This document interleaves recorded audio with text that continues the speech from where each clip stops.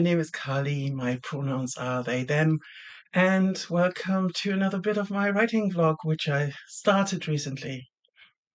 From the title that I gave this chapter, you can see, maybe see where my mind went when I thought about my writing process. One of the things that I don't want to do with this channel is to give writing advice. There's so much out there, and you really need to be very careful about who you listen to. And I don't think I should be one of them because I'm literally just a writer. The writing is the bit, and I do it in a way that works for me. It might work in a way for you that would never cross my mind. Believe me, I've tried to simplify my process, make it make more sense. It's not about it's not about rationality in any capacity, I think. Um, and because during the last days, one of the main topics that came up again and again on threads, on Instagram, on YouTube was AI books, generative AI. And I, as you do, started thinking about what this means to me because it's encroaching. It's definitely where, I mean, at work, we've already started working on some ethical guidelines for AI because you can't escape it. It's everywhere now. Especially in the programs that we work with. Good example is InDesign. Since they added the AI feature, it's become so slow and laggy. It's infuriating. I don't need the feature.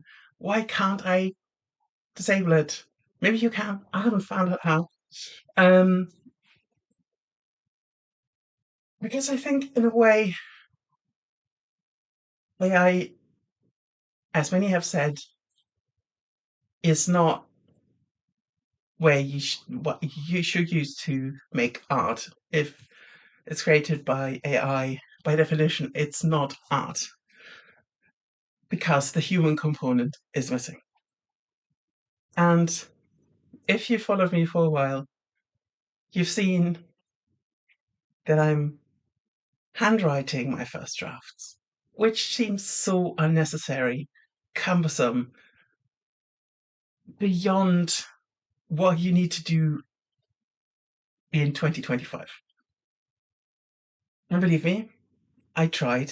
When I wrote my thesis at uni, I managed to do some of it directly um, on the laptop, but doesn't work if I'm doing for any creative stuff.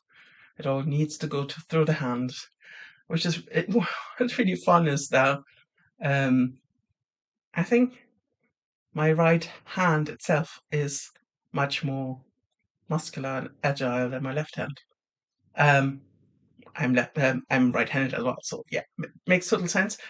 But I also have like this little bump where the pen lies. And I don't grip it particularly hard, but it's still there, sort of a little callus. And I always need to laugh when, in a fantasy book where, ooh, his calloused hands. And I have one of those. Not in a place where it's particularly glamorous, but hey ho. Um, so yeah, I was starting to think about why people use AI to write books and what mindset is behind this. Is it like a misunderstanding about what writing is? Or maybe they just don't think about it. They want a product at the end. It's a shortcut. It's sort of energy saving. But I think there are so many contributions at the moment that say, oh, we have like the first results in that the use of AI goes with a lowering of capacity because you don't engage your faculties as much. And I can see that because I think that's we are relying too much on things that we used to do and don't want to do anymore. And now we have a nifty gadget for it, but it actually is detrimental to ourselves, like our brains, our minds, our hearts, probably also. And I think why I'm writing is in of itself a difficult question because I just know that I have to do it. It's definitely part therapy because for the longest time I was in therapy. I'm not in the moment. At the moment, it's just too expensive to access once you've done your allotted time on the NHS. And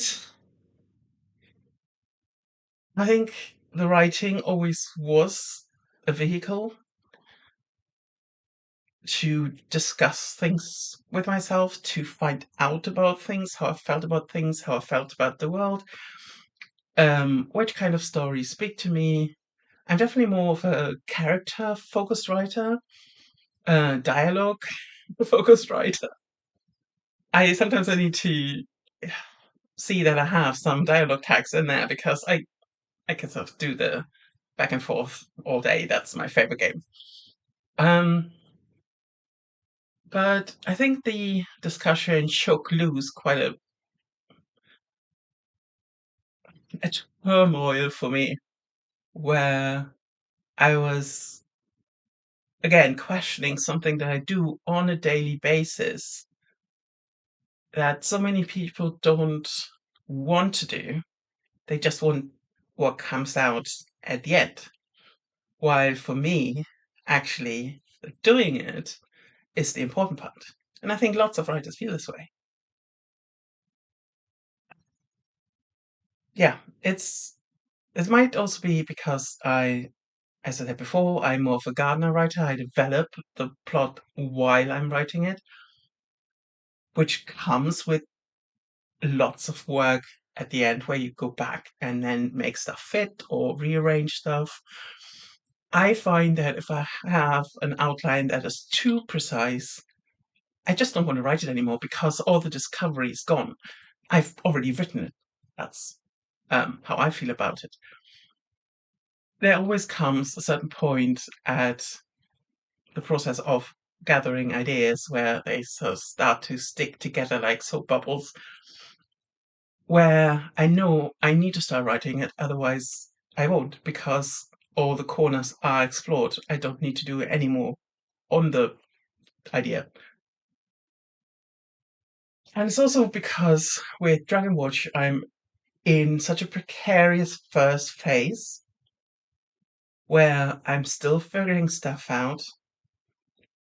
And I woke up this morning, weirdly, because it was really loud outside, because going to splice in some footage, crows were above the cottage, and there were so many of them.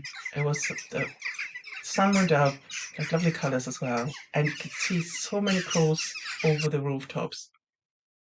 And it was quite a.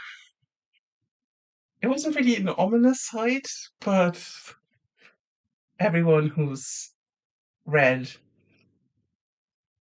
The Dark is Rising by Susan Cooper, I think always does like a little ooh once you see like lots of crows gathering. And I woke up early. I must have been sort of 4:30, and thought, you know what? I don't think I need a second POV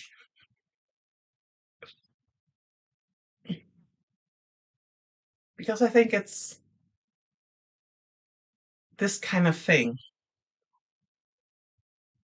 the up and downs, the figuring stuff out, the experimental nature of it all, that really speaks to me, that makes me want to do it. And I've done drawing before, I've done painting before. I do lots of fiber crafts and sort of the creating of it. But the fiber crafts, is more about repetitive movement, about, yeah, just the brain going into the flow again. With writing, it's much more engaged for me because I don't need particularly difficult things. I just want to have something to do for my hands while I'm listening to an audiobook or I'm on YouTube or watching something else. Um, but the writing is an escape, yes. It's sort of a gateway into a world where I have control. It's also one of the reasons why I never found video games very inspiring because it's not my world. I can just move around in it. I have this at home. I have this at home, to be honest. I don't need it. With writing, I can do the wheeling and dealing until the characters take over. And this getting lost, the characters take your hand, story takes your hand.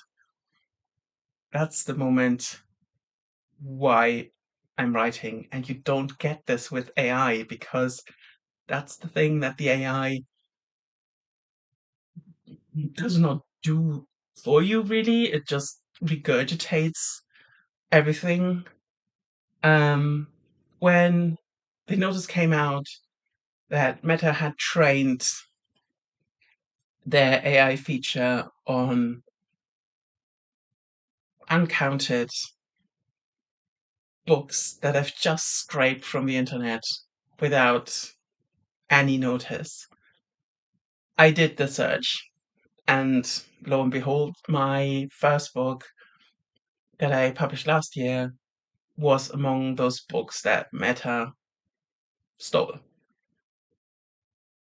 And I had a weird reaction to it. In a way, I was shocked, disappointed that this is just happening, that that's something that we just need to go along with now. I did the protest letter and everything. It seems to be getting worse, not better. And yeah, it it just all filters into my feeling about generative AI. Um, because I know the frustration when you're just wanting to draw something and it doesn't come out as you want to, and then you think, oh, do I need to put in more time to learn, or is there an easier way? And I know the frustration. It's just not giving in to the frustration. I think that's the better way to do it because I don't need to repeat it how unethical it is. Everyone knows it. Some people care, some don't. I think that's the truth of it. Yeah, I think in the last week. So I'm filming this about a week and a bit before posting, which is it's like slightly out of sync with what's happening. But this comes after the sort of reaction against big book talk influencer. Um, I think three big book talk influencers endorsing getting paid by an AI feature where you can basically talk with your book boyfriend.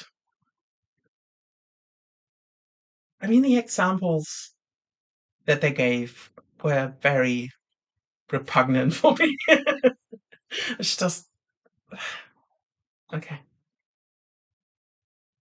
It's not my taste, but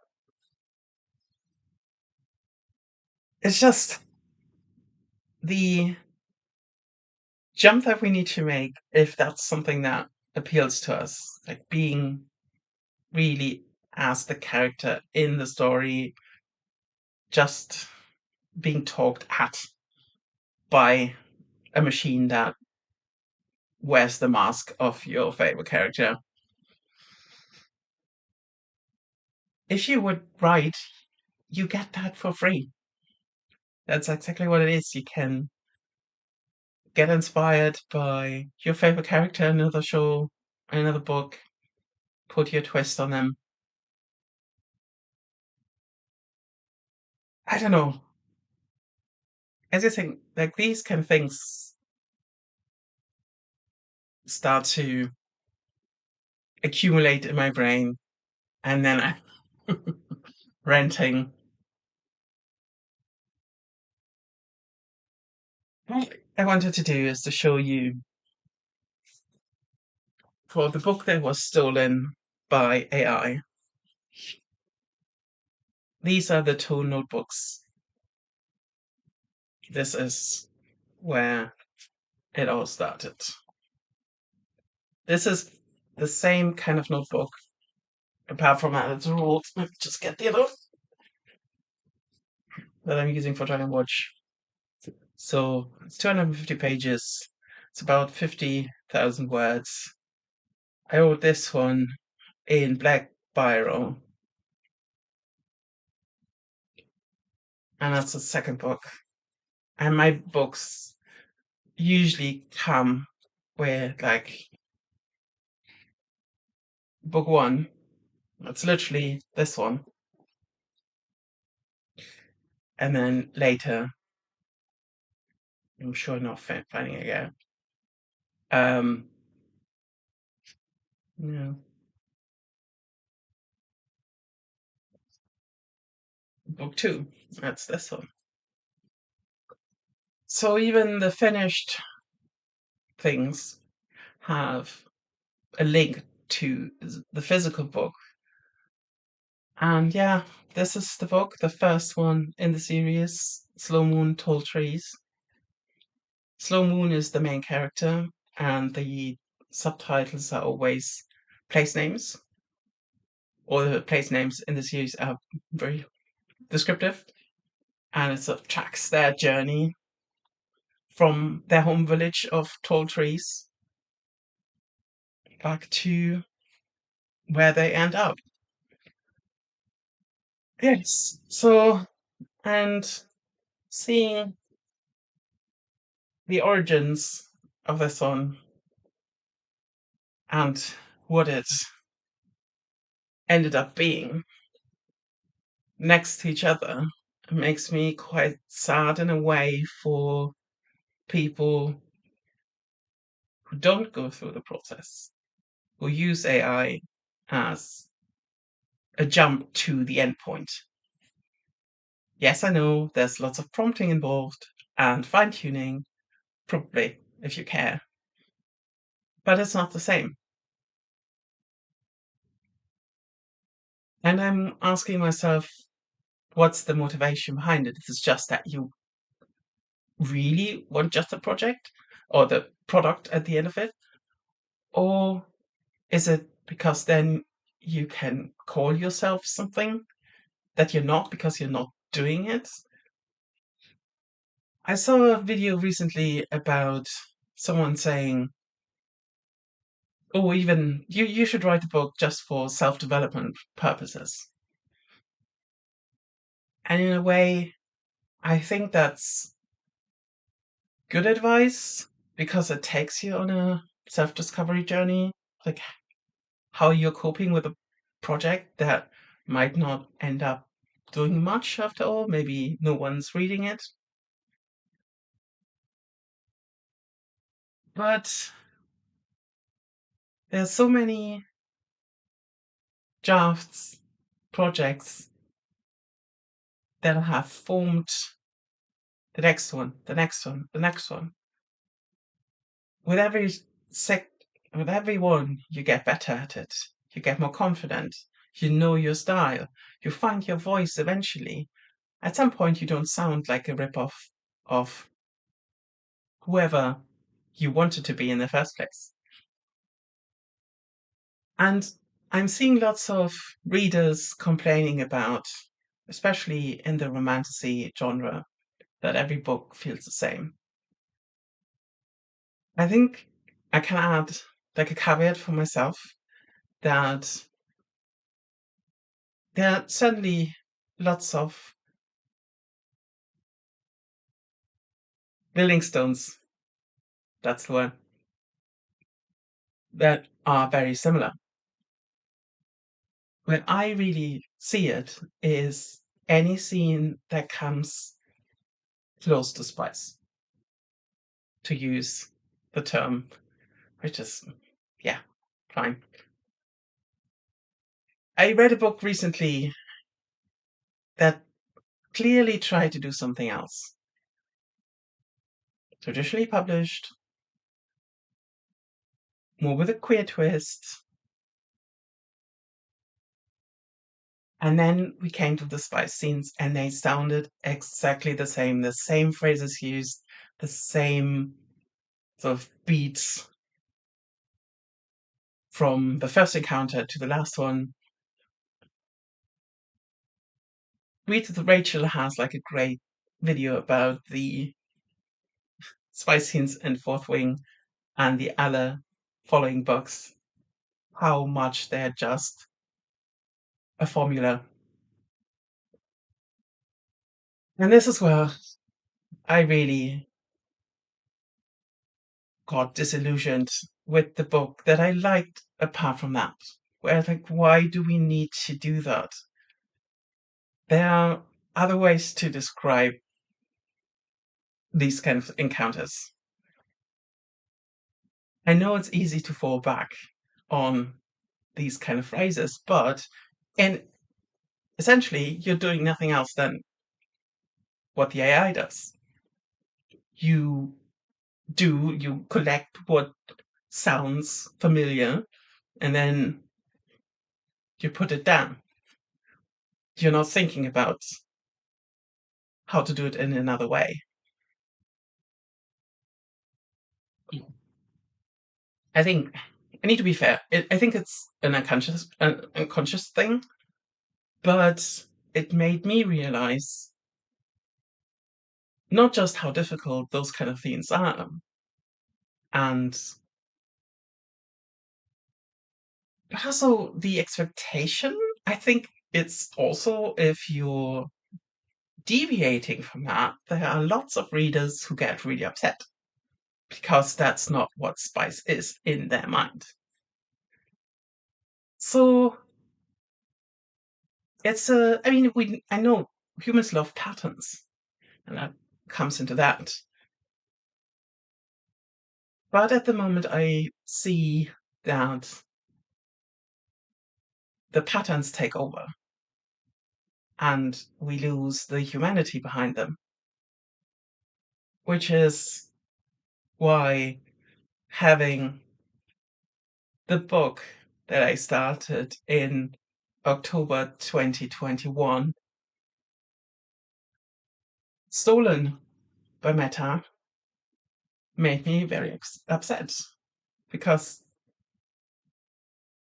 I put in the work so they didn't have to.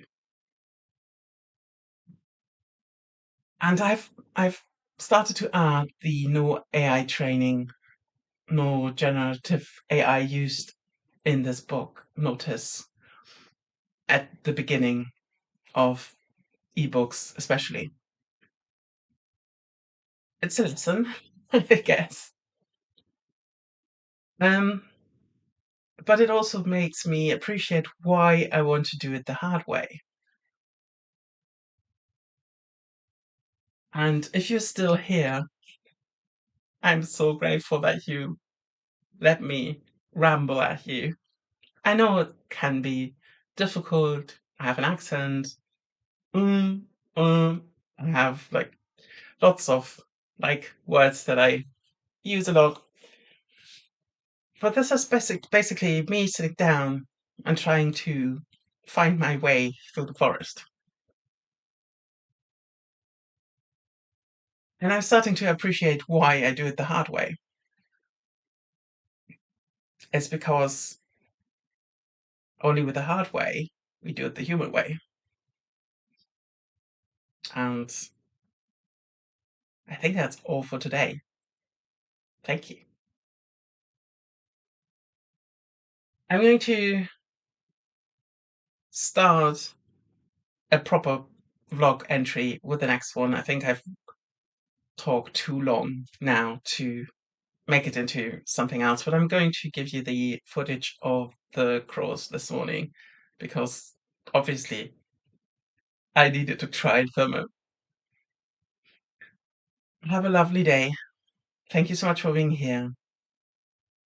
If you want to, you can leave some kind of bird emoji in the comments.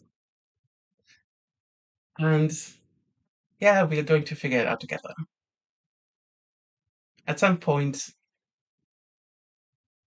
I think more people will see sense. Thank you for watching.